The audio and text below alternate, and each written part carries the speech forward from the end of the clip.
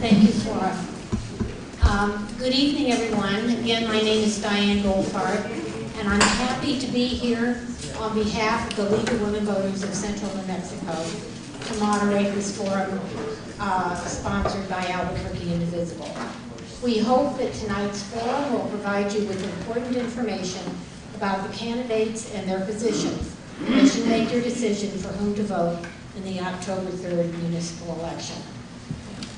I want to remind all of you that the League of Women Voters is a national, nonpartisan political organization founded in 1920. Our primary mission is to encourage informed and active participation in government. We never support nor do we oppose political parties or candidates. And as part of our educational program, we frequently conduct forums such as this one. You may also know that we publish a voter's guide prior to each general election, and that should be ready in time for early voting. It will be in libraries, community and senior centers, and a number of businesses around town, as well as online at lwvcnn.org. Our timekeeper this evening is League member Ashley Benning, who will be holding up signs to let the candidates know how much time they have remaining and sound in a bell if they go over time. You want to hear the bell? I'll take the bell. We can hear it. The format of tonight's forum is as follows. Each of the candidates will have 1 minute for an opening statement, followed by written questions from the audience. The candidates will then have 90 seconds to answer each question. The order of the questioning has been decided by the drawing of the lots, and that's the way people are seated tonight. I will rotate the order in which I ask the questions. The candidates will then be allowed 1 minute for closing statements, and we will end by 7:30. We have 3x5 index cards on which to write questions. Just raise your hand if you need a card. There are people around to give them to you. I will try to answer as many audience questions as possible, but in the face of limited time, I may reword some of them or combine them in an attempt to make them more concise or avoid duplication. We usually have more questions than we have time, unfortunately. We have League member Don Goldfarb, and I'm sorry I didn't hear you. No, I'm getting to the one to get your name. Sally Davis. Okay, Don Goldfarb and Sally Davis are back there sorting questions, so that that will help me to ask questions on a variety of topics. Oh, let's see what else I need to tell you as we get started. Oh, please direct your questions to all of the candidates, not just one of them. They will all be given the same opportunity to answer each question. The goal of tonight's forum is to open a civil and enlightening dialogue that will enable voters to make informed decisions at the ballot box. In that spirit, we request that you do not applaud, boo, or otherwise show your approval or disapproval of any response. And please, both audience members and candidates, silence your cell phones and any other electronic devices. So let's begin with the introduction of the candidates. They are beginning on my right here, Cynthia Borrego, Catherine Trujillo is next to her, and Robert Aragón. And we are going to begin with introductory remarks with Ms. Borrego. Please tell us why you are running for a position on the Albuquerque City Council and what you consider your qualifications for the office.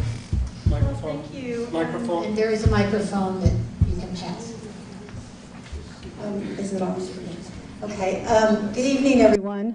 And thank you to the League of Women Voters and Indivisible for hosting this forum. My name is Cynthia Borrego. I was born, raised, and educated in New Mexico. I'm running because I have a passion for Albuquerque. I worked as a city planner for 28 years in Albuquerque, over 28 years actually, and actually helped build this city. So I'm very proud of that accomplishment. I was a city planner for my entire career, and I retired as a planning manager. I currently serve on the AMAFCA board, which is the flood control board. I served previously on the Public Employees Retirement Board as the two-time chair, and I serve on the board of directors of the Rio Grande Credit Union Board. I'm a small business owner of Sebas and Associates, and I am proud tonight to say that I have been endorsed by several groups, including the police, the fire, the retired firefighters. Thank you. Mr. Hio. Hi, everybody. Thank you for coming, first of all. I'm really excited to see everybody here with their questions and their concerns. So I just want to thank everyone for participating in community and getting to know your candidates. I am a resident of Taylor Ranch and also the vice president of the Taylor Ranch Neighborhood Association. I think it's important that we start bringing community back together and start imploring community involvement and engagement within City Council. So as a vice president, my goal was to really bring back community engagement to the city and also start working on some of these city concerns. I'm also a business consultant. My job is to help lower the unemployment rate. And with that, I have to ask the tough questions and connect the dots and piece these different aspects together of what's going on with our workforce so I can better understand what the employers need and also how we can offer more retention. So I'm really excited to be able to participate in this, but I'm also looking forward to all of your questions that you have here this evening. Thank you. And Mr. Aragon. Thank you. First of all, thank you for the forum. We certainly appreciate it. This is plays a vital role in what we're doing as we try to reach as many people as possible. First of all, I'd like to recognize my wife, Peggy, and my daughter, Kylie. And as we move forward, I would like to tell you that one of the main reasons I'm running is because I'm from the district. I have lived in this district my entire life. I grew up on the West Mesa, remember Coors being a 2-lane road, went to West Mesa when it was the only school on the west side, chose to raise our family here. I choose to live here, and I think the possibilities of the west side are endless. But we need to have strong, concise, knowledgeable leadership. My history, my background is such that I offer a varied background at every level of government, both elected and appointed office. That experience is what I bring to the City Council. And when I'm on your City Council, I will work tirelessly to better the lives of the people of the West Side. I'm going to cut in here and just ask for those of you who are not with Albuquerque Indivisible, we have Mike Swick, and we want to thank him for recording tonight. Power Through Peace is here, Riley Escalada. She is recording. All others, please do not record tonight. Thank you. We ask, and I especially ask the candidates not to have anyone videotaping. We want a level playing field for everybody here. Now, these guys haven't given me any questions yet, so I'm going to start with some backup questions.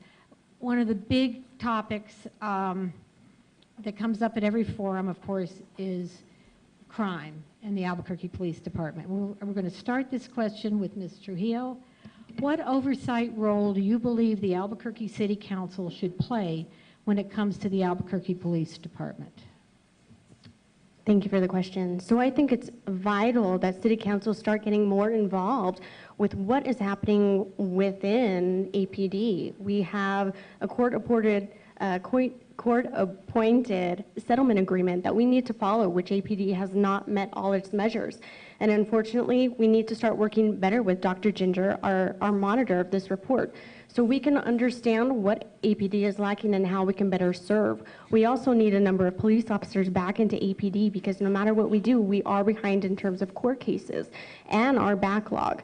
We have to be able to start working together, and not only on APD's level, but in the community as well. And I want to be able to support my community in District 5 of being able to engage and working with community policing, of setting up a neighborhood watch and appointing block presidents so we can start working together and understanding the role that crime is playing in this city. Unfortunately, it is affecting the economy that we have right now. And not many businesses want to come here to Albuquerque to invest in this city, and that's affecting our unemployment rate as well. So we have to get crime up and out of this city and start being able to better manage that. Thank you. And I might remind the audience, they're getting 1.5 minutes for each of these answers. Mr. Aragon, same question. Thank you. First of all, there is a charter, and I'm going to say statutory, but it is an ordinance that mandates the conduct of the city council. So before we get started, I think it's important that your city council candidates understand that there is some mandatory oversight that the city council plays in overseeing APD. And it would be rather disingenuous for someone to say that it's time that we get started. The simple fact of the matter is this: anyone with a working knowledge of the charter, which I helped rewrite in 1989, understands that the city council plays a vital role in that, and it has several components to that oversight. The first and most important is that of budget. The first and most important of that is budget, and of course the budget starts with the city council. And you can, through the city council appropriation process, put whatever requirements, management, procedures that you want to have in APD incorporated into the budget process. I don't understand why that is underutilized. I think it's because there's a lot of folks, even on the council today, who don't understand that unique oversight that by ordinance and charter that the city council has. So we're going to fully utilize the full extent of what the charter says. There will be oversight through multiple levels, but it starts with budget and again policy, because we have the right and prerogative to initiate policy that would be implemented by the administration. Thank you. And Ms. Borrego, Could you repeat the question, please? what oversight role do you believe the Albuquerque City Council should play when it comes to the Albuquerque Police Department? The Albuquerque City Council is a legislative arm of the city, and that gives the council the ability to make policy and also to adopt legislation. So that's probably the most important role that the council has besides the budget, and I agree with Mr. Aragon regarding that. Right now we are in a crisis crime situation. And that's one of the reasons that I got up and drove downtown and decided to run for city council, because I was not happy with where things are in our city, and I think we should all be outraged by it. 10 years ago, well, actually 7 years ago, when I retired from city planning, and actually 10 years ago when I was downtown, I was not afraid to walk to my car at night. I was not afraid to come home and you know, be alone, because I do live alone. And right now, we're kind of like a Gotham City without a Batman. And seriously, we need to look at, I have a 5-point plan to address crime. Number 1 is to increase the number of police officers on the street. Number 2 is to replace our police chief. Number 3 is to increase community policing. Number 4 is to increase our crime prevention program with working with neighborhood associations and business associations. And number 5, can I say it? You can finish your Mr. sentence. Aragon said it. May I say it? Just finish your sentence. Number 5 is to create, to increase our mental health programs. Thank you. Thank you. And we'll start this round of questioning with Mr. Aragon. As a city councilor, how would you work to improve transportation between the east and west sides of Albuquerque? First of all, we have to utilize the vehicles that we already have in place. We have Paseo del Norte and we have Montano. We certainly have east-west corridors that are not fully developed. And I just want to make a comment about both Paseo and Montano. Back in 1986, I was the co-sponsor that actually created Paseo del Norte. And frankly, the west side would not be there if a group of us, both Democrats and Republicans, in a nonpartisan way, not a bipartisan way, but a nonpartisan way, wouldn't have gotten together and created that. Also, I was one of the attorneys representing the neighborhood association that fought in the Supreme Court to get Montano built. So clearly, we have to utilize the vehicles that are in place right now. But also, we have to start utilizing the bond program better to create better east-west corridors as well as north-south corridors to the west side. That is vital. We must do that. And we can do that with good budgeting and utilization of the vehicles that we have in place. We have an underutilized bond program in Albuquerque. We have to utilize it more effectively. And one of the most pressing priorities for that will be transportation. I mean, that is one of the main purposes that we could utilize our capital bonding program. So I intend to do that because guess what? On the Board of Finance, this is something that I do. And I certainly understand the bonding program, both at the state level, at the city level. And with that expertise, I will be able to bring a unique perspective to that. Okay, let's see. Ms. Borrego, you're going to be number 2 on this round. Same question. Okay, thank you for asking that question because infrastructure on the west side is a huge issue. There are many subdivisions that have not been, the infrastructure was never finished, and so transportation is a huge priority. I worked on the design team for the I-25 Paseo overpass with the state of New Mexico. I sat on that design team.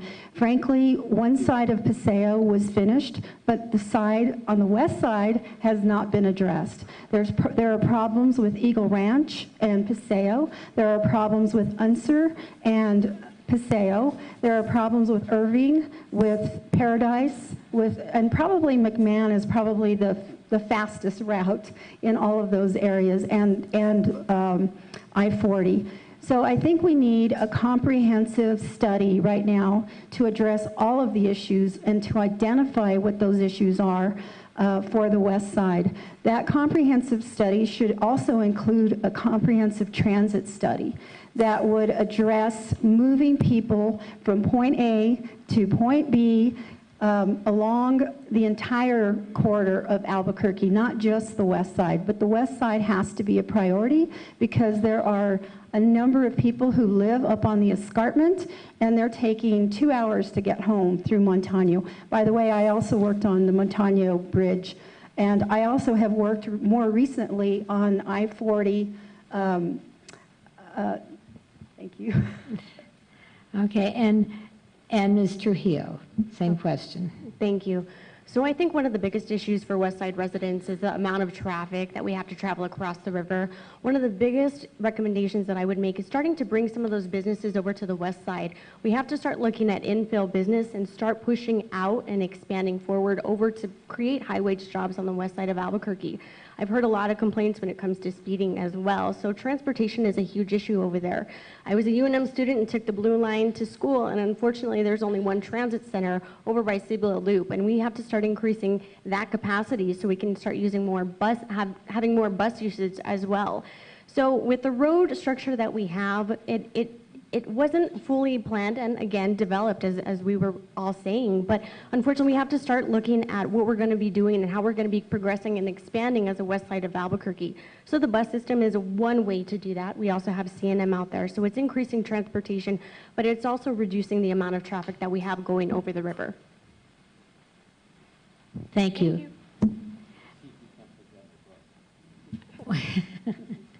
We'll start this round with Ms. Borrego.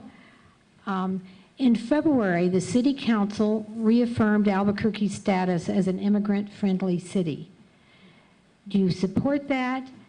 How should we protect target immigrant communities, and how should APD work with federal immigration authorities?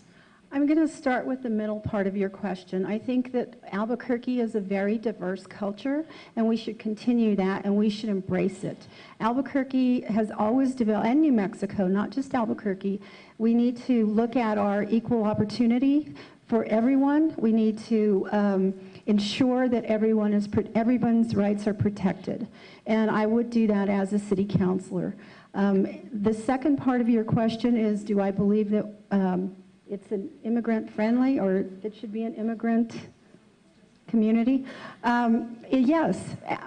The United States, we are all immigrants unless we're Native American. And I think that there is a pathway to citizenship, and we should embrace that as Americans. The third part of your question was with regard to right now, I think the police department is overworked, and there is a federal government, an ICE, that should be doing their job. APD has to focus on our own job. I think I answered all your questions. Yes. Mr. Hill. Thank you. So I do believe Albuquerque should be immigrant-friendly and remain immigrant-friendly. I also work with refugees and understand the naturalization process and how hard that can become and cumbersome. So I want to see that there are opportunities and ways to increase immigrant-friendly forums or community and processes, because I don't want immigrants to feel that they are burdened or they should be considered outside of, Albuquerque citizens. I want to see that everybody is successful in this city and that we have an opportunity to succeed, and that's also with immigrants and being immigrant friendly. I also believe that the federal government should be working with ICE, and that APD, as Ms. Borrego stated, should be outside of that jurisdiction. Thank you. Thank you. And Mr. Aragon. Thank you. Thank you for the question. When we take our oath of office, each and every one of the city councilors is going to put their hand on a Bible, raise the right hand, and affirm to uphold the Constitution and the laws of this country. Plain and simple. Here's my position on that. The city should follow those laws, and any city councilor who challenges those statutes and does not adhere to those statutes violates their oath of office. Plain and simple. Albuquerque should be clear that it is not, and I repeat this, is not a sanctuary city. And I will challenge each and every one of you to state as unequivocally whether you agree with the sanctuary city status or you don't. Vacillating between the issues just doesn't do it. That's tired, old politics. Your candidate should be clear and unambiguous. I am clear and unambiguous. The city of Albuquerque should not be a sanctuary city. End of discussion. Now, if in Congress they change the laws, then we follow those laws. But I'll add one other thing. Of all the people on this table here talking to you, I have been the only person to represent immigrants in the immigration courts and have kept people within the confines of the law within the United States. And frankly, I find it rather disingenuous that somebody running for office who's supposed to support the laws and uphold that laws are openly stating that they may circumvent those laws. I think that's shameful. Thank you. Now, please, I have asked, please, we ask at the beginning of this not to react to the candidates' answers. It just takes time away from them. So we will begin this round with Ms. Trujillo. How will you address substance use disorders and behavioral health issues impacting Albuquerque and the West Side? Thank you. So I want to start creating a mental health task force that coincides with APD.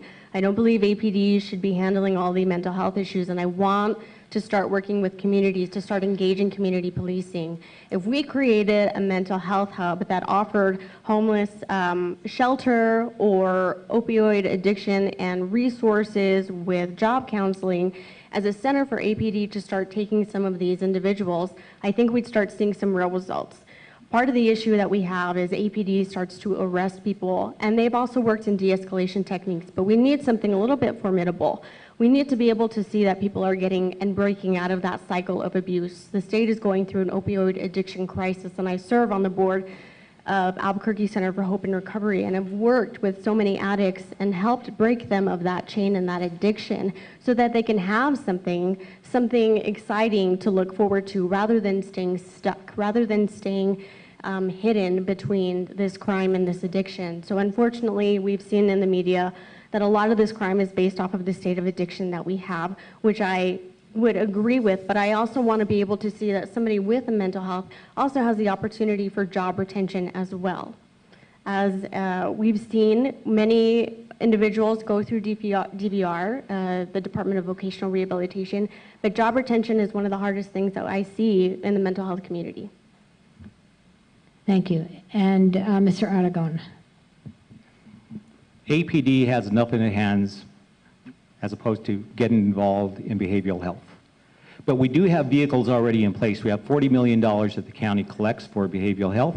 We have $92 million that the county collects for UNM Hospital. We have the vehicle within the UNM apparatus to provide behavioral health and addictive medicine. And in fact, we have one of the chief residents in the addictive medicine department here with us today. So to suggest that we need to start creating new bureaucracies, that's just not right. That's just thinking like a typical politician, creating new bureaucracies. Let's address the problem.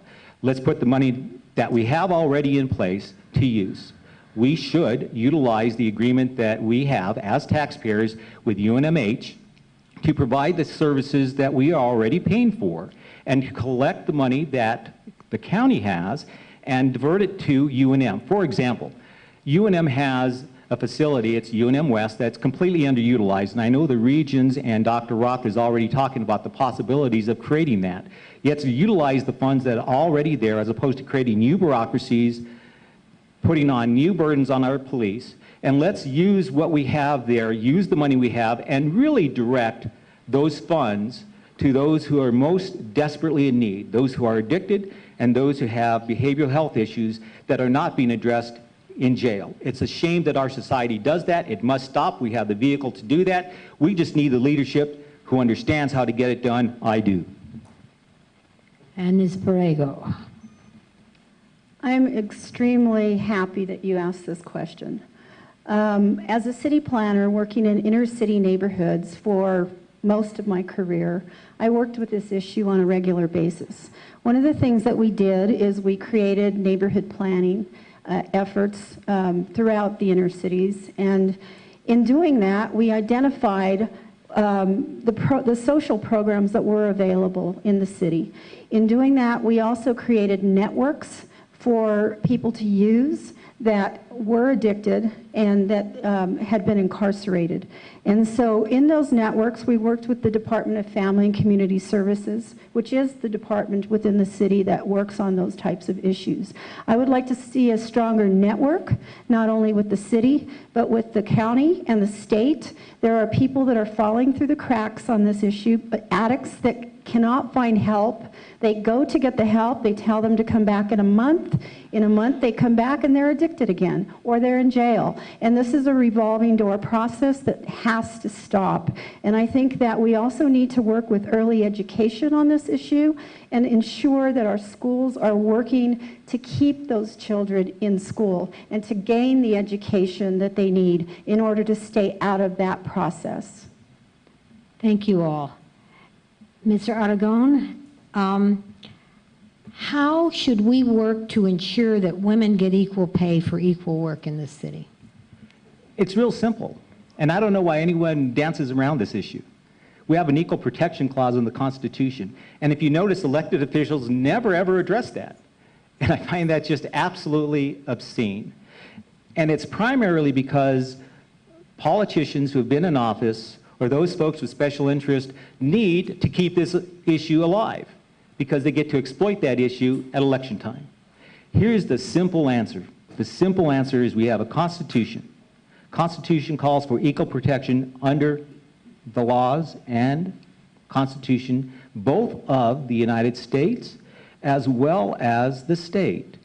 It's very easy to get this done if you have the will to do it. The simple fact of the matter is we've elected people in the past who simply don't understand that. You know, they take an oath of office to uphold the Constitution without ever reading the Constitution. Doggone it, we have the vehicle in place.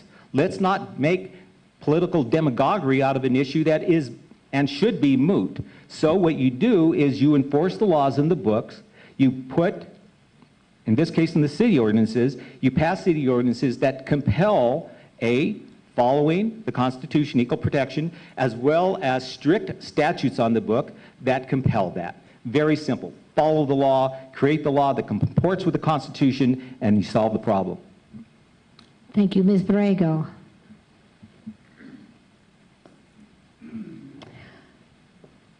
I worked for this city for over 28 years, and I saw that inequity. And as a matter of fact, I was a product of that inequity. And I think that one of the reasons that I served on the Albuquerque, Santa Fe, Los Alamos Equal Opportunity Council, and I was on that council for many years, we ensured that legislation and that our legislators and policymakers were making sure that these policies were passed. And I believe that there has to be a community buy-in as well to ensure that women are treated fairly in the workplace. Thank you. And Ms. Trujillo. Thank you. I would have to agree with Ms. Borrego in saying that we need to have more community input as we see a shift in economy and more women coming into higher positions and higher wage positions within the city and within the state, and even on a national basis. And it's providing a means for formal complaints in the event that somebody is feeling discriminated against due to gender. We have to make sure that as a community we are supportive of women and the new stature that they're taking into place within this city. Albuquerque, I have seen be very productive in what they're doing in terms of promoting women and also being able to support them as well. But it's that continuation and, of course, to have that education in the background to be able to support women in their new roles to have equal pay. Thank you. Now, let's see, which one am I on now? 1, 2, 3, 1. We'll start this with, we start this with Ms. Trujillo, right? What is your opinion of citizen oversight of the police department? Okay, I think it's absolutely essential. We need as much community involvement as possible because the police department, of course, cannot do it all on its own. We are going to have more input, more community engagement, more opportunity for expansion and recommendation from the community as well. The Civilian Oversight Committee could offer even a larger array of communication between the city. So I think that having that oversight agency is vital to where APD is going. Of course, it is part of the DOJ mandate, but we have to see its progression as well. It's diversity that's so important, I think, when it comes to being able to have the city that's well-rounded and informed. Thank you. Mr. Aragon. Again, thank you for the question. Oversight's always important, but we have to understand that APD has one of the most difficult jobs in the entire world. And what we've been doing, DOJ oversight, we have put handcuffs on our cops. And frankly, that is shameful. You know, at one point, we have to recognize that there's a 10th Amendment as it relates to the federal oversight. The 10th Amendment that does not allow the federal government to have the kind of oversight we have. We need to take the handcuffs off our cops, let them do their job. First and foremost, that's that simple. We need a definite time frame for the DOJ to get out of Albuquerque. Anyone in here who embraces the freedoms of the Constitution, who does not find that repugnant, we need to have a talk. Because the federal government has no business in our local policing, and any cop knows that, and every cop in the street knows that, and that's an absolute. Oversight is important, so long as it complies with the statutes on the book, that it does not overreach, because it is vital, absolutely vital. But we have placed so many different burdens on cops, they cannot do their job. And it's time that we stop that, absolutely stop that.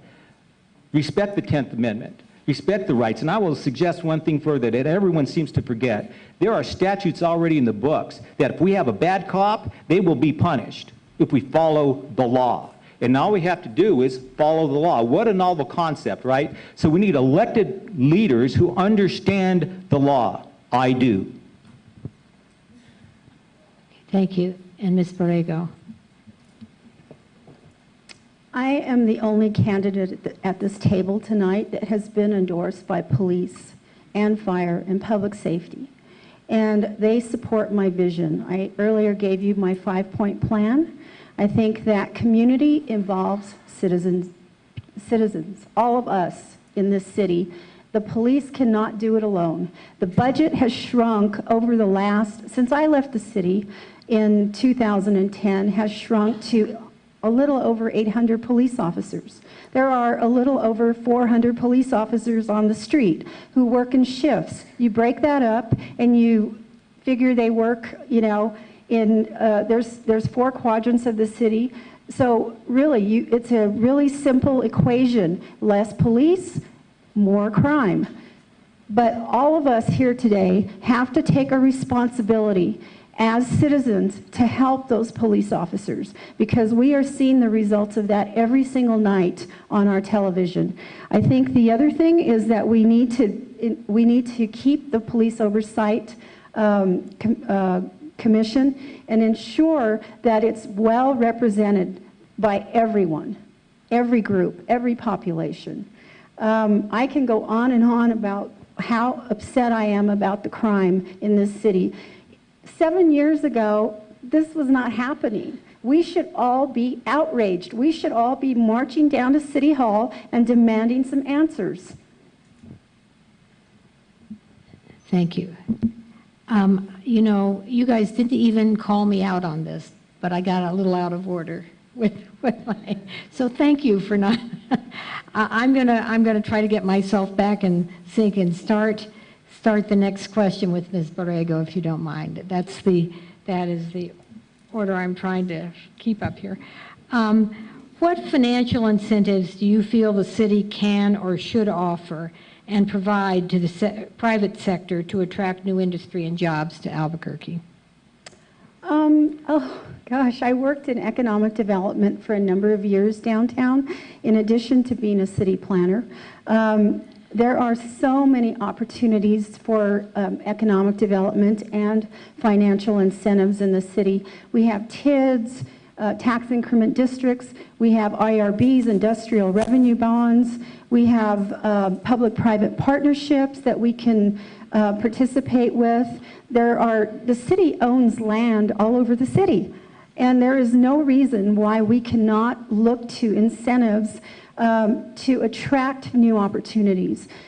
As long as the crime, though, continues, those opportunities are going to fall by the wayside. So that's why I continue to say my #1 priority is crime. Once we have the crime under control, I mean, we are going to work simultaneously, but I think that people are turning New Mexico away for opportunity. And we are the land of our environment. I mean, my God, we have sun 365 days a year. We have opportunity for solar, for wind. We have land on the west side that's available by Tempur-Pedic that we have not taken advantage of. The Double Eagle Airport is available to us, and it's like it doesn't exist.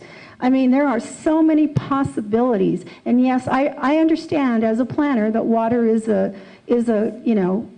huge commodity, but we also need to be looking to those opportunities. Thank you. Thank you. And Ms. Trujillo. Okay, so one thing that I think that the city can do is looking at revitalizing what we already have, and that would be including an aesthetic grant to maybe some of these businesses that want to do some upkeep for their establishment on the outside, but could use a little bit of incentive to do that. So I'd rather look at, working with the businesses that we already had and looking to expand them. I think Running Start for Careers is a great opportunity, but I also think that leadership needs to start putting more effort into internships so Albuquerque can start becoming a really competitive city with that trained and skilled workforce that we desperately need. If we want to be competitive nationally, we have to be able to have that workforce here. If we want to bring in business, we need to have that workforce.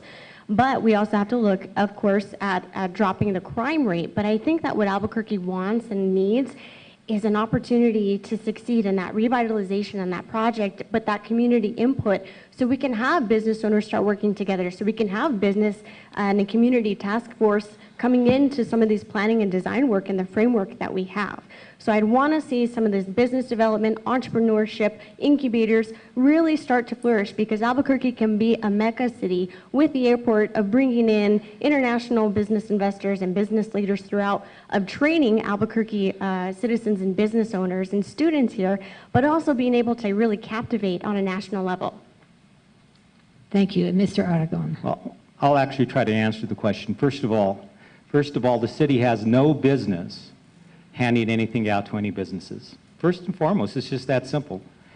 Here's what the city can start doing. First of all, rectify the poor planning that has stifled economic growth, chase jobs away, chase millennials away, and we're already in the process of doing that. It's just that simple. We have too many regulations here. We got to get rid of them. They're killing jobs. And having been involved in some of these discussions, we need to get rid of some of those regulations. And guess what? That costs absolutely nothing. Now, there's other things that we have to do as a community, as a state. Our gross receipts tax structure in New Mexico is killing job opportunity. Short and simple. Doesn't matter what your thoughts are, what your politics are on that. If you understand why businesses aren't coming here, that's one of the main reasons. Another is crime. We have to get that under control, absolutely.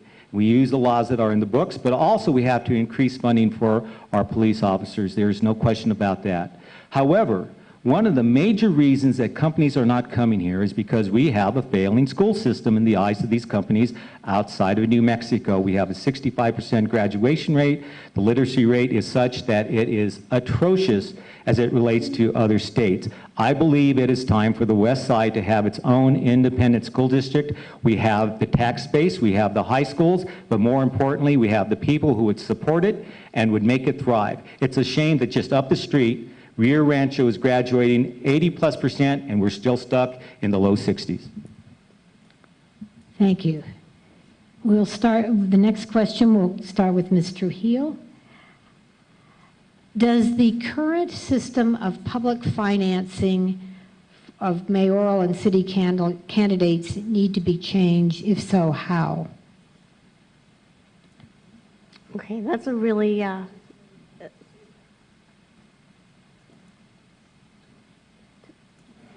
can I answer? Oh, okay.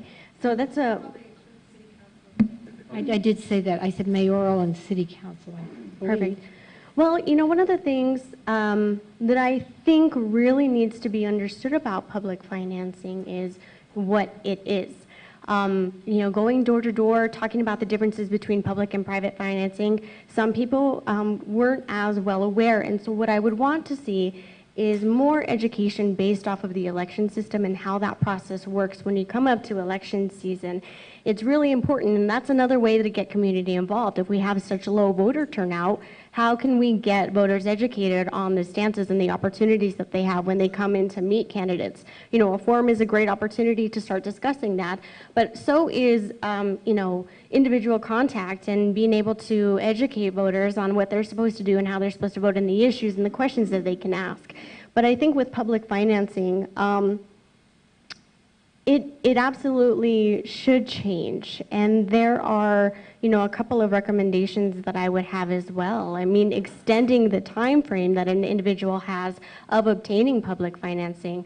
With a city council candidate, we only had a month to be able to collect enough public financing, and I'd want that to extend maybe out another month, so that way we can have more opportunity to start discussing rather than just being, you know, showing up to your door and getting, hopefully getting public financing within a month of meeting a candidate. You know, it's sometimes that face-to-face initial reaction is not enough to understand what the candidate really stands for when they're asking for $5 of your money.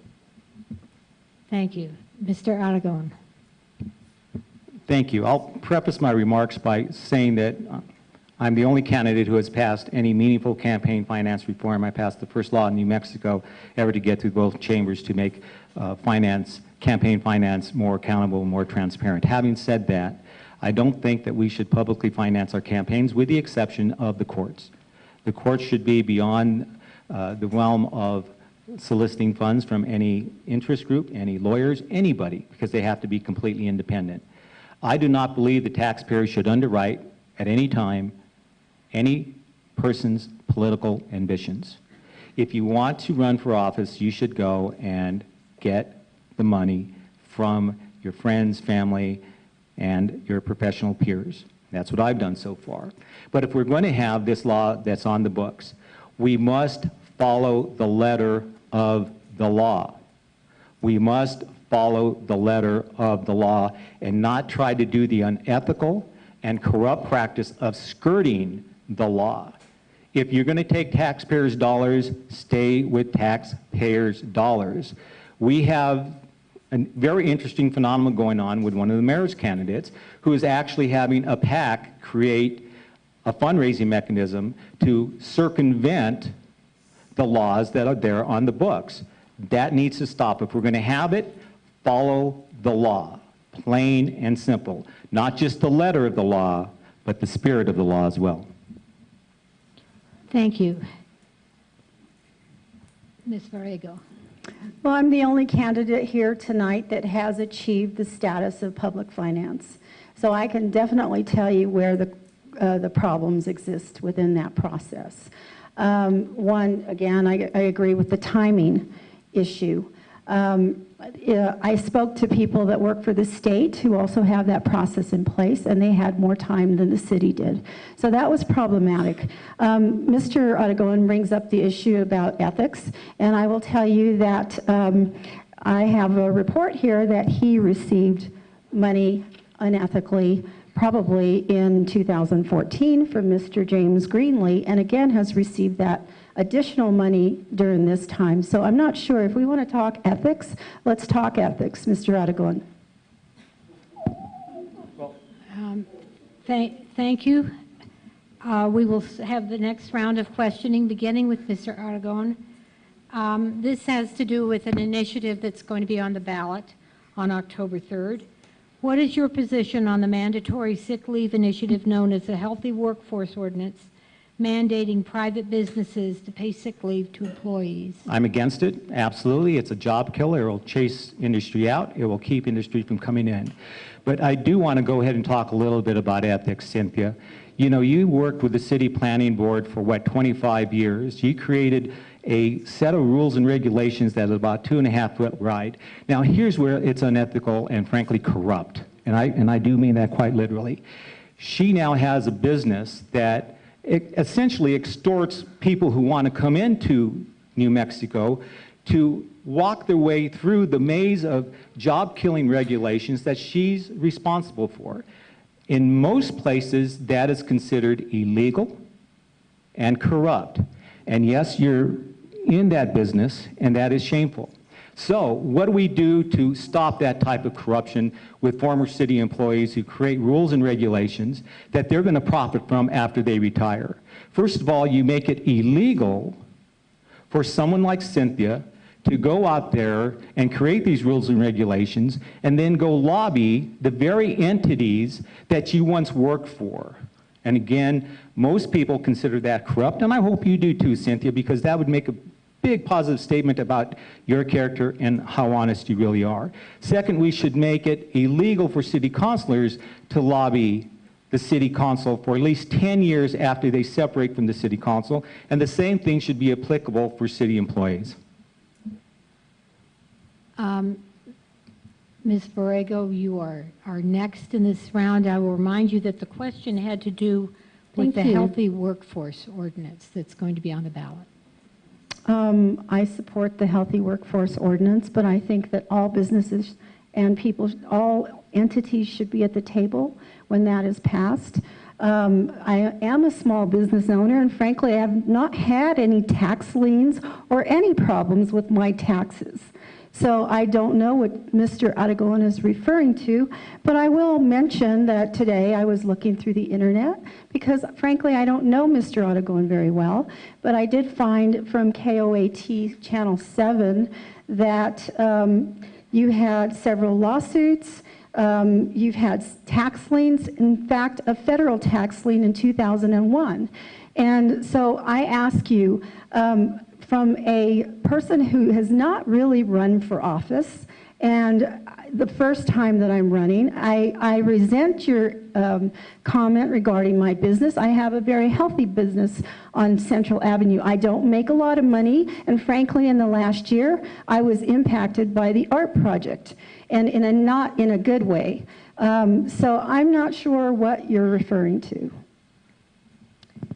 Ms. Trujillo, would you address the question of the Healthy Workforce Initiative on the ballot? Thank you. So as written, I don't support the Healthy Workforce Act. Of course, we do need a lot more business support, but I also think community support. I wouldn't want to pressure businesses to being mandated to follow this rule. Part of what's missing from the Healthy Workforce Act is safe time. We have sick leave, but we also need safe time. Albuquerque is stricken and ridden with domestic violence incidents. There have been thousands of calls to APD, But I think what this Healthy Workforce Act is really missing is some more depth and making it personal for the citizens of Albuquerque to really explore into.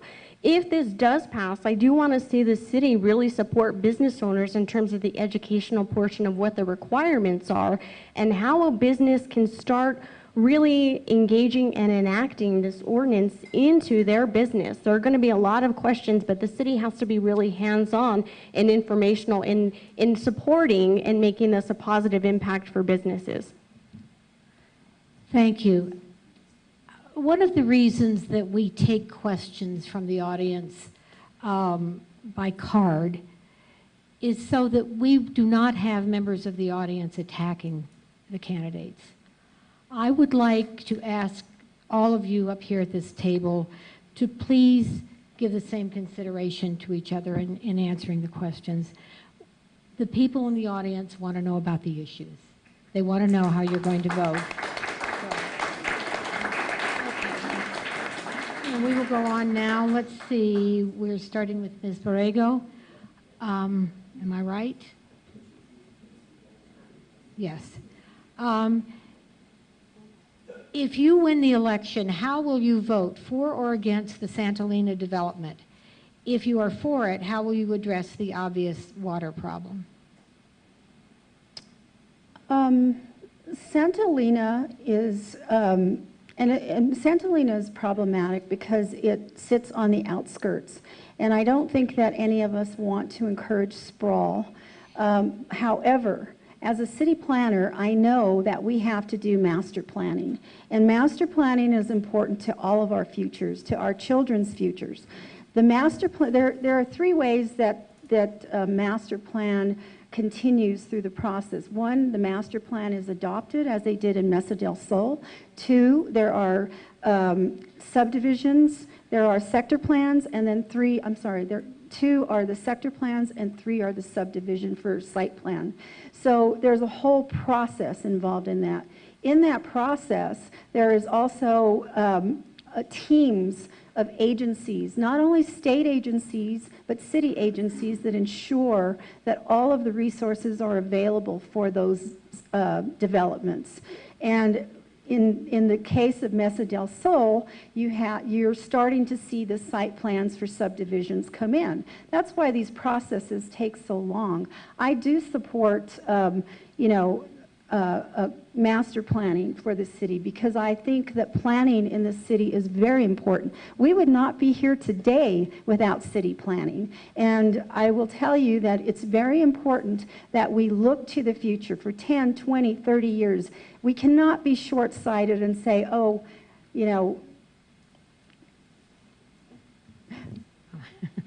Thank you, ran out of time. Okay, Mr. Hio. I would love to tell you the rest. So I really think that we are missing the mark when it comes to these larger projects for Albuquerque. Albuquerque is set to hit a population of over 900,000 in the year 2040. So we're really having to identify and understand the current economy and the census that we're going to have. But with the rate at which Albuquerque is going, we're starting to see a city become stagnant in terms of population, which is very much an understatement of understanding the economy that we have. If we don't have any growth within Albuquerque, we're not going to be able to support a subdivision like Santa Elena. So we're going to have to be, willing to try to do a saving grace or a Hail Mary or building a baseball field. But I really think that part of what we need to do is maybe stop focusing on the things that aren't working and trying to make them work and focus on something that needs the assistance. There's a difference between a want and a need for Albuquerque, and right now that need is focusing on public safety and getting Albuquerque up to speed and up to par with where we're supposed to be.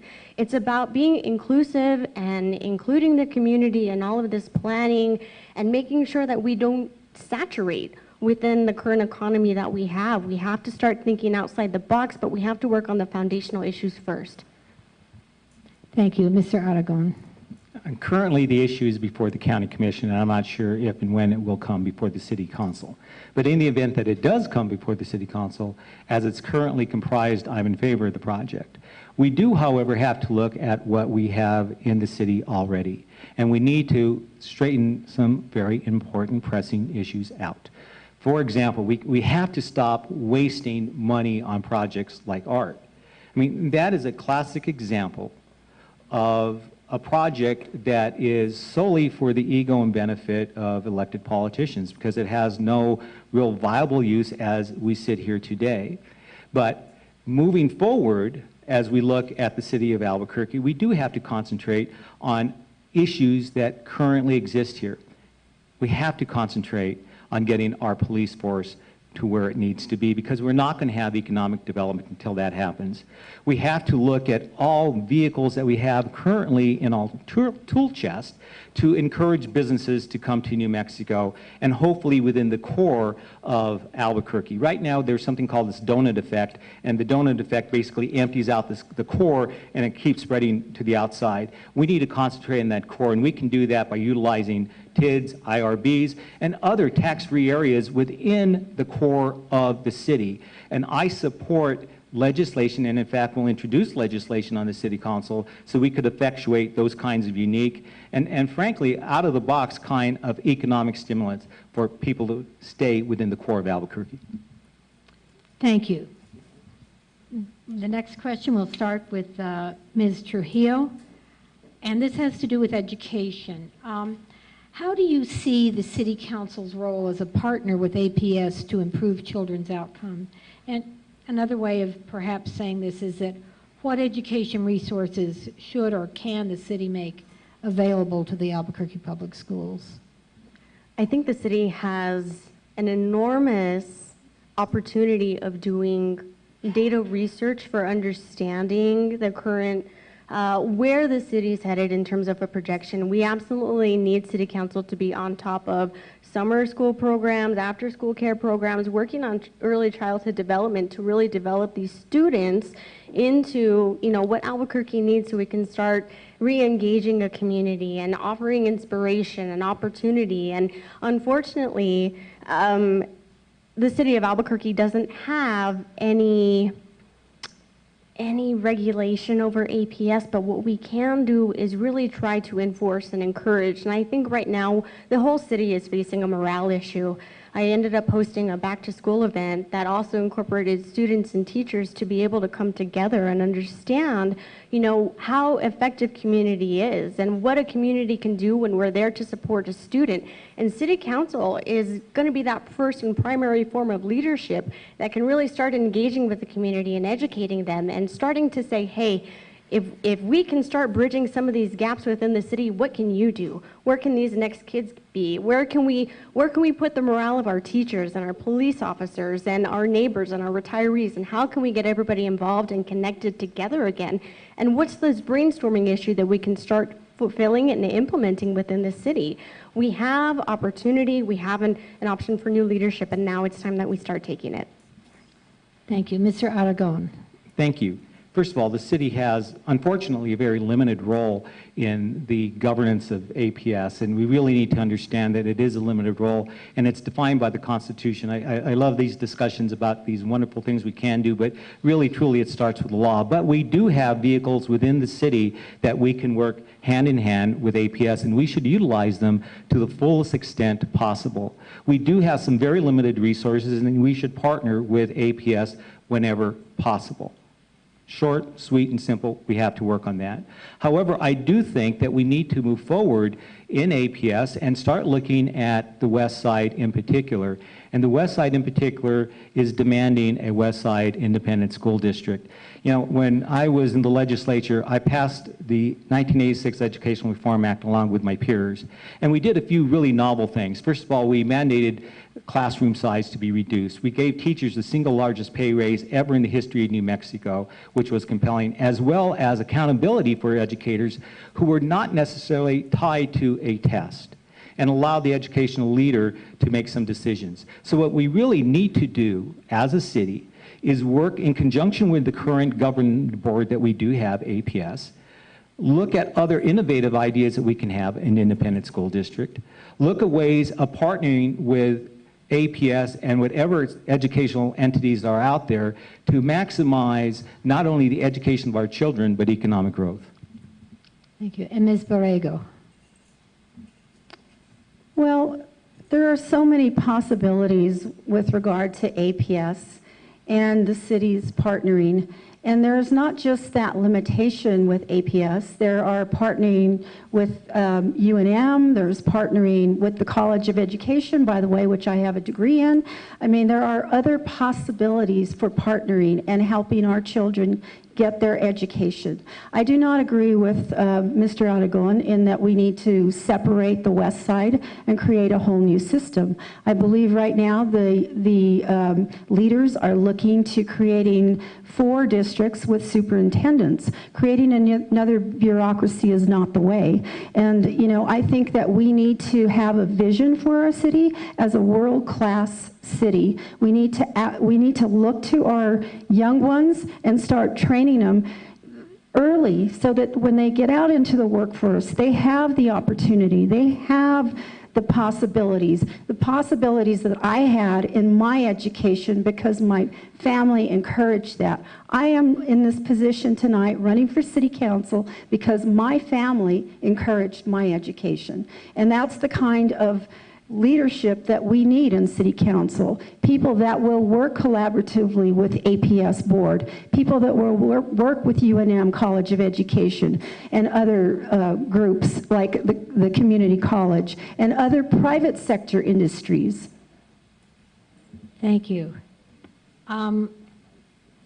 This is an issue that let's see, I'm going to start with Mr. Aragon on this one. This is an issue with which Santa Fe is dealing right now. Would you entertain consideration of a public bank to fund Albuquerque projects, and elaborate on that, please? More likely not. I've looked at the project in Santa Fe. I've actually talked to the person who's going to be in charge of that, David Buchholz, and the way it is currently comprised, I'm not sure it would actually work. But the concept is a good start point. It's conceptually sound. But we do have other vehicles already in place at the state level.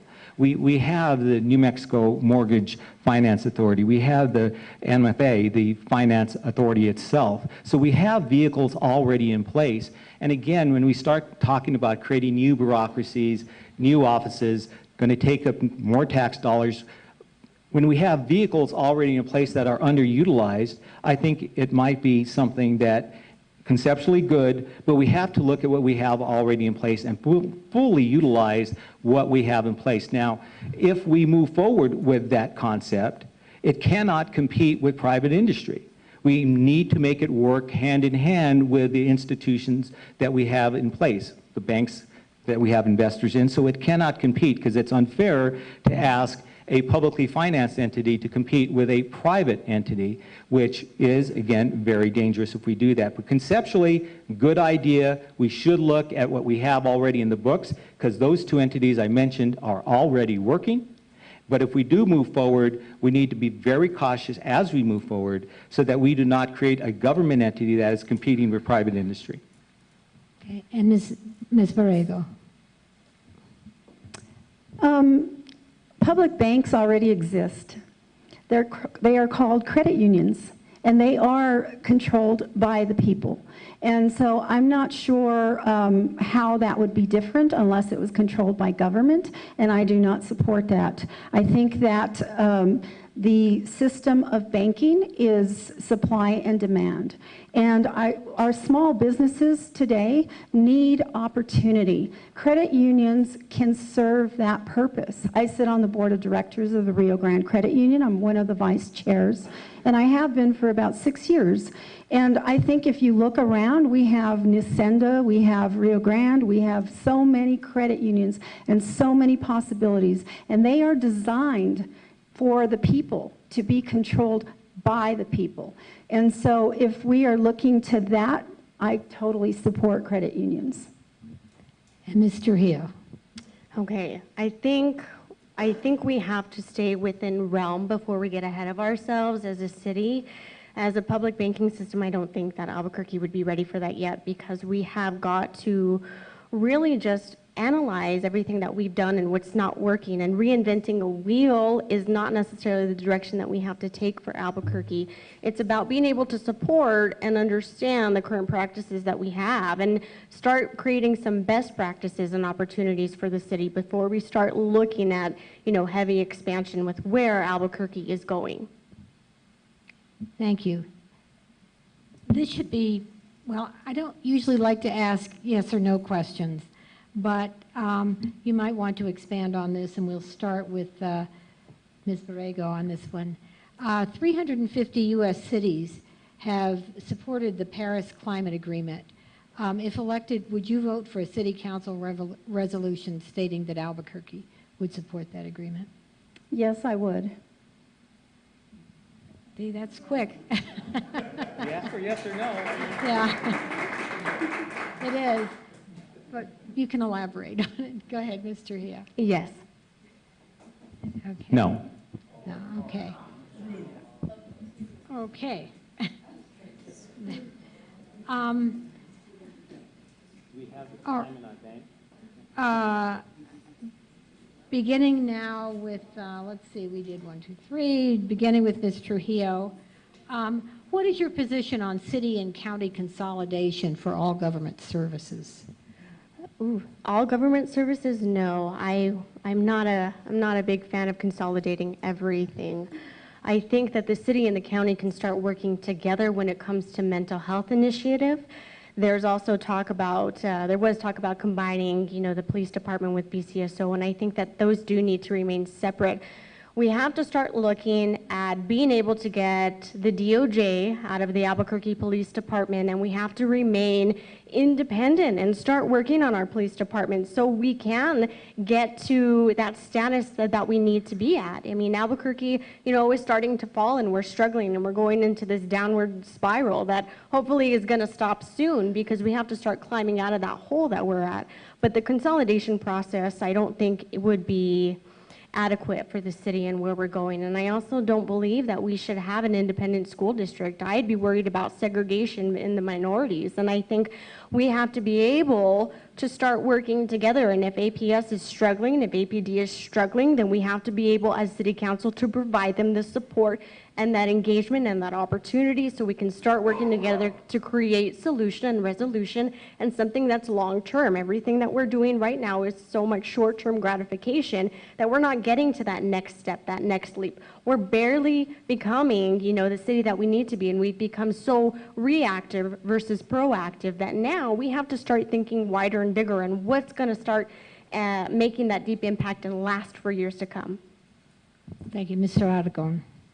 I do not believe in consolidation. We tried that, it failed. So I have a novel concept.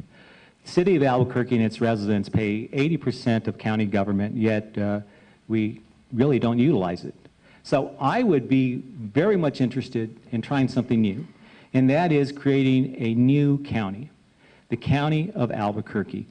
We already have within the city of Albuquerque taxpayers who are paying for two governments. We are paying for two governments, folks, whether you want to admit it or not.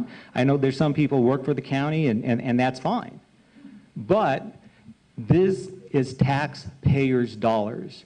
Here in Albuquerque, we can create an independent new county of Albuquerque with a consolidated government. I don't need to go through that consolidation talk anymore. Any talk of consolidation had to include that we couldn't have any savings to the taxpayers. Why bother?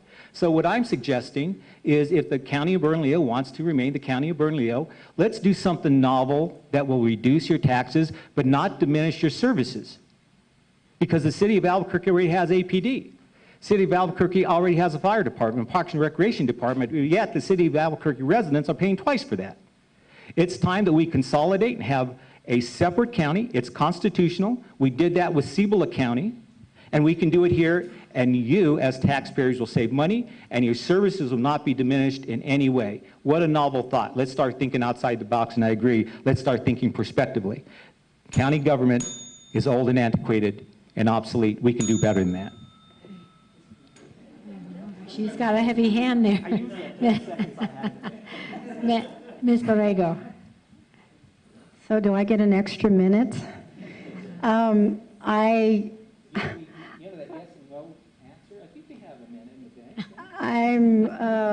not in favor of creating another bureaucracy. I will explain to you, having worked in the city, the county, and the state in my career. And I've worked all three entities, by the way. And I will tell you that with respect to consolidation, the pension system, first of all, is very different in terms of what the city contributes and what the employee contributes and what the county contributes and what the employee contributes. And having to make that up would be problematic. That would be one thing that I would be very concerned with. They already have MOUs, which are memorandums of agreement for fire and police. We already work in each other's jurisdiction. So those are things that we need to continue, and we need to enhance those. In terms of the culture of the city and the county, they are very different entities. The city, since we brought up the city zoning code, they are different. The county zoning code is different. I mean, they have different rules. The building codes are different. So consolidating that would be years into the future. Right now, we need to talk about crime, and we need to talk about how do we address the issues that we have now and start looking into the future down. I get one more minute? Oh, he didn't have Yes? a minute. Finish your sentence. I'm still talking, so. Well, yeah, we allow people to finish their sentence. I certainly wouldn't cut that off, but I think with all due respect to our police and fire, they are doing their job, and they are doing their job to the best of their ability. What they need right now is they need support. We don't need to start looking at another bureaucracy. Thank you very much. Beginning with Mr. Aragon. What is your position on rehiring police officers who are currently receiving retirement benefits? And this is probably the reason I did not get the endorsements, because I have a different position than the union. And frankly, I think the union's position is contrary to, in this one limited instance, contrary to the safety of citizens. The union's position is that you should not hire any retired officers at any time for any reason, period.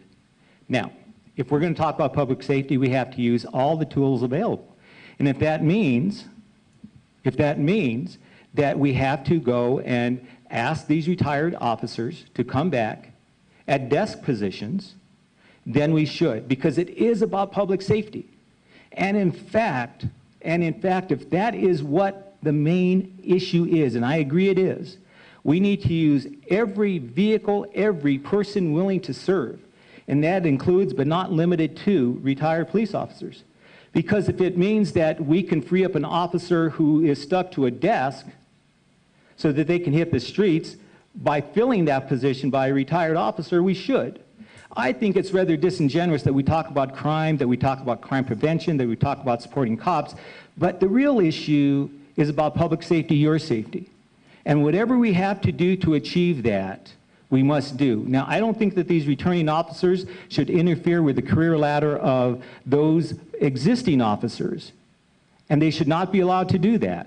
However, if it frees up a desk officer right now so that they can hit the streets and help you out and create safer streets, I'm all in.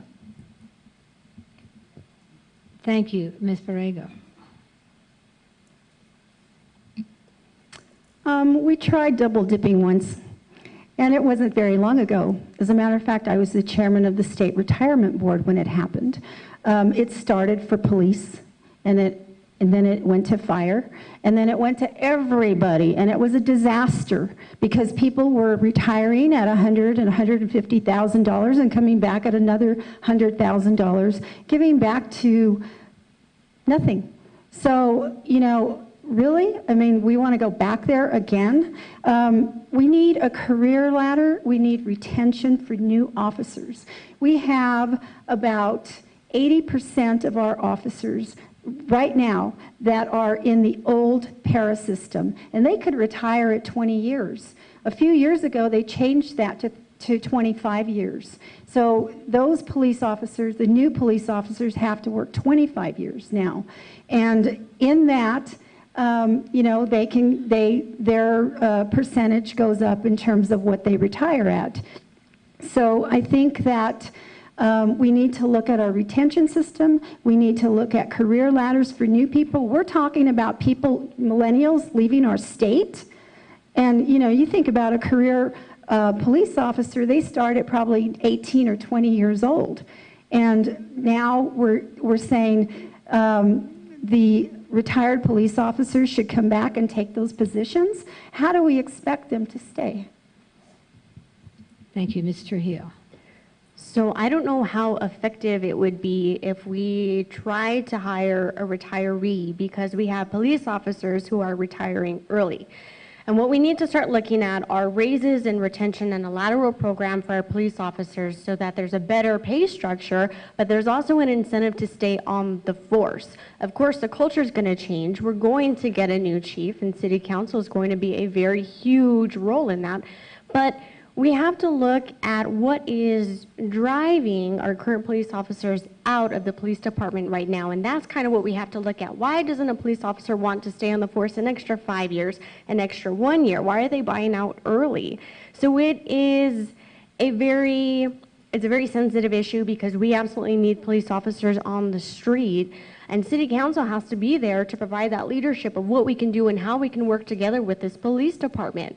Of course, the DOJ is looking at us, and of course, we're getting police officers that are getting recruited into different states, not only because of what Albuquerque is lacking, but what the other cities offering in terms of the whole economic base. Albuquerque is losing out on our talent on a daily basis, not only on the millennial generation, but in other generations as well. Albuquerque is not becoming a great city to retire in because the crime is so high. So people are moving out as quickly as they possibly can, not only to get a better quality of life, not only to have lower crime, but also to get better education for their students and the family. Thank you. We're going to stick to the topic of the police right now. You know, there are proposals to increase staffing levels for APD. It's a hot issue in this election at both the mayoral and the city council level. Without just referring to waste, fraud, and abuse, how would you propose to pay for this increase? Increasing taxes or making cuts to existing programs, and if so, which programs? We'll start with Ms. Borrego. Well, I think that right now we have the whole issue of funding for the police is very problematic. And we are, as a community, unfortunately, going to have to make some hard decisions. We're going to have to look at that budget, and we're going to have to probably reduce some spending in certain areas. Either that, or you know, we may have to look to some other possibility. The DOJ is still in town, and there is a little bit of money that once the DOJ leaves, there is some money available through that. But we are going to have to make some hard decisions as a community. Do we want to get crime under control? I mean, that's the question that I ask myself every night. I studied the budget more recently, and it's very, very problematic, but I will do my best to find that money. And I think did I answer your question? Yes, I think so. One answer. Mr. Hio. So one of the questions I've been asking District 5 residents is, would you be interested in having a gross receipts tax increase to help with public safety? So there's a couple of issues. Most of the people that I've talked to were very much positive about that. They said, look, if I have to pay a little bit more, I'm willing to do it if that means crime is lower in this city. So community input is going to be the biggest topic there, but we also have to look at why we don't have the staffing levels that we need to an APD. It doesn't really matter if we have an allotted budget of 1,300 if we still only have between 800 and 900 officers. So we have to look at what we're not doing to start meeting that gap in between that workforce. Now we have to do something sooner than later because it takes a few years to be able to build this working and skilled workforce. We have to look at, not only increasing the budget, but also looking at more recruiters for APD so they can do better follow-up. So we can make sure that we have enough PSAs in our academy to make sure that maybe we even need more academies. But I want to see that the word of mouth to become a police officer changes and is more positive and vibrant again, because it is a very respectable position to be a police officer. Mr. Aragon. Thank you. First of all, funding for police officers is not problematic. What it is that we have lacked the political will to do what needs to be done. Short and simple. We have a city budget of approximately $540 million. We have politicians every 2 years talk about cops are important, cops are important. Yet what ends up happening is they just get lost in the budget. So here's specifically what I propose.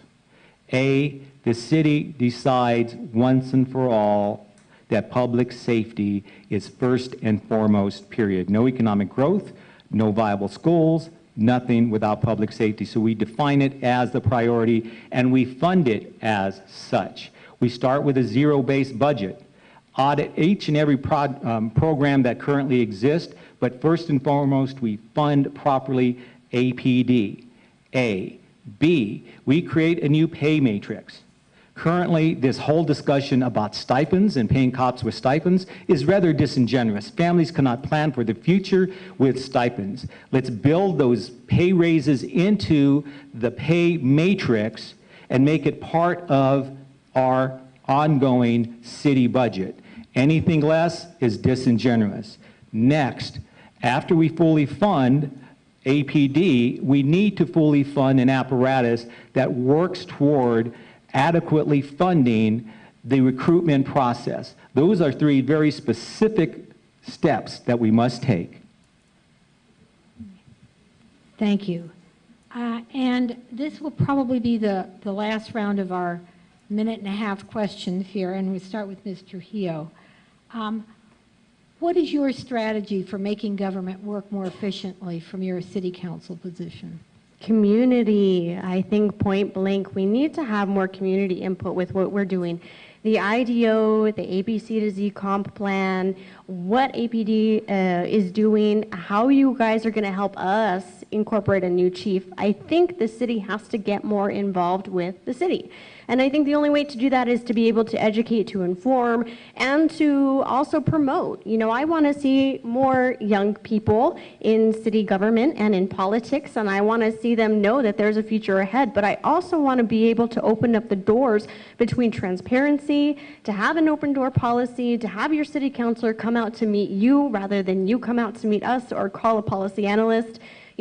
Everybody in our district should have your city councilor's cell phone number or access to Facebook or some really quick method of being able to work together.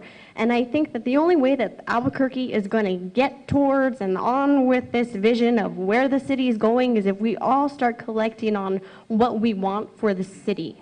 And the only way that we're going to do that is if we start collaborating and being able to work uniformly. It's about maybe not having the best ideas, but it's about bringing your idea to the table. It's about being able to work together, not so much fighting, but being able to compromise and willing to work together. And a city councilor is going to have to be able to listen to what the community wants and where the community's headed.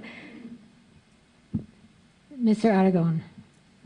Currently in government, we have a series of different monologues going on at different levels of government, whether it be the federal government, the state government, and even to a certain extent, the city government.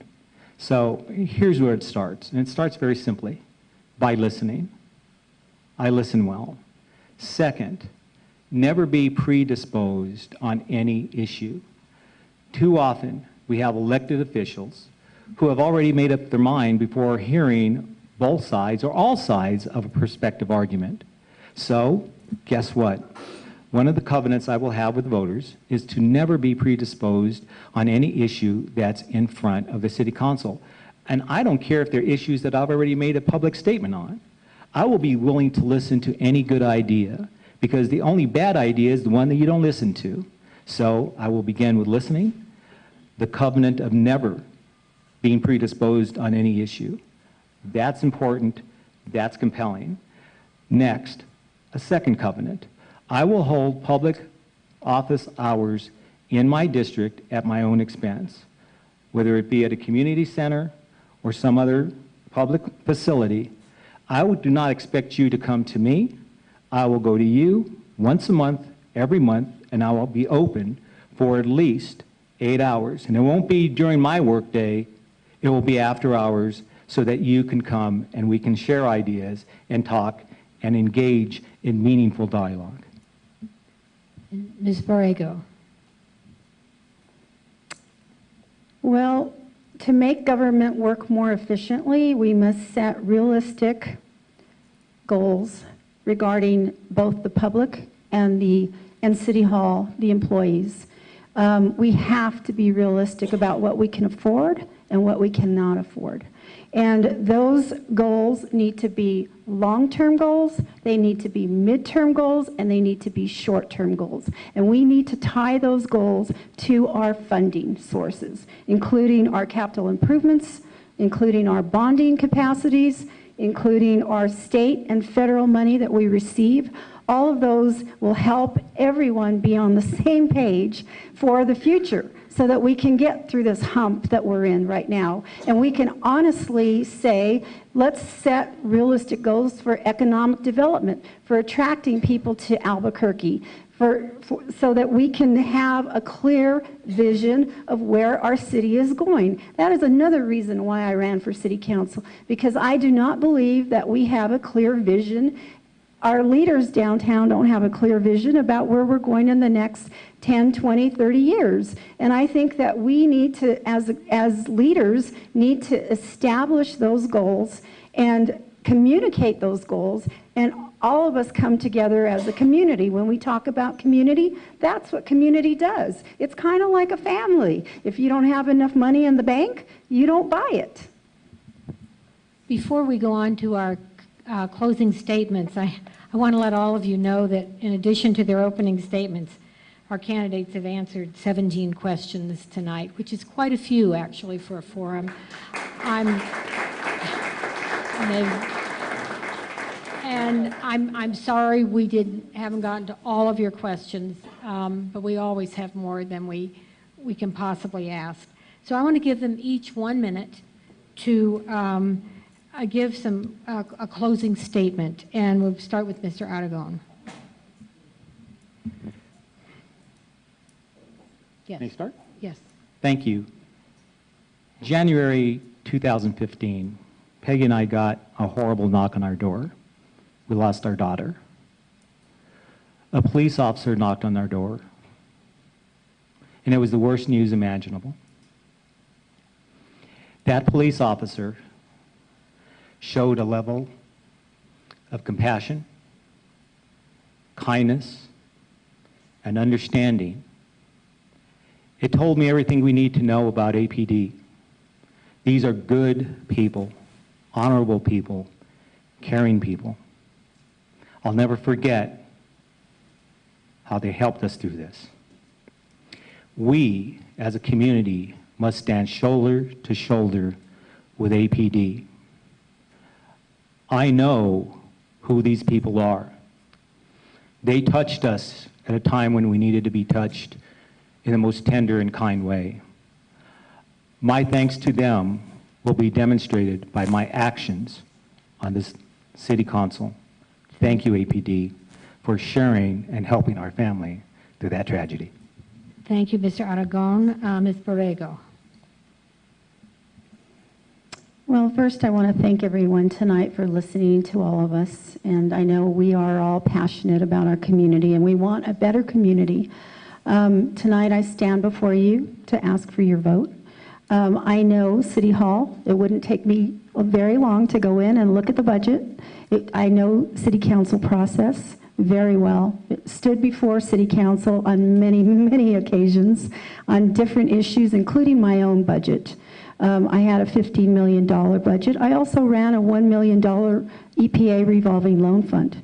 And so I'm proud of my career. I'm proud of being a city planner, and I'm proud of Albuquerque and New Mexico. And I think we all need to come together as a community and work with police. We need to show them the respect, and vice versa. They need to show respect as well. And we need to work together as a community to make our city move forward, not regress like we are seeing, but to progress. Thank you, Ms. Borrego, and Ms. Trujillo, you will have the final word tonight. So I just wanted to thank everybody this evening for coming out, for giving us your questions and your concerns, and they were all very, very valid, and I'm sure there are so many other questions that you guys have for all of us, so I look forward to this continuation and communication with you guys.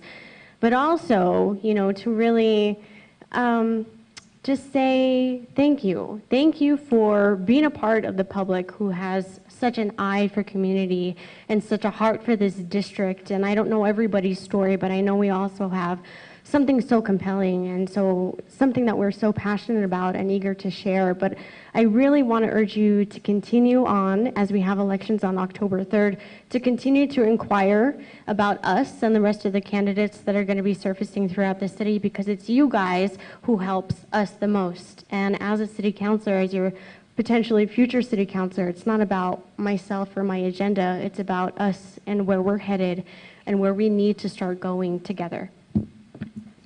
Thank you all.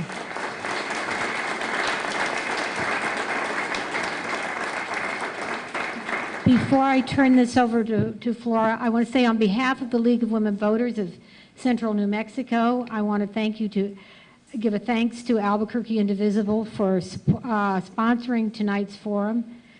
Folks, this is grassroots democracy at work. I want to thank the candidates for coming this evening, for their willingness to run.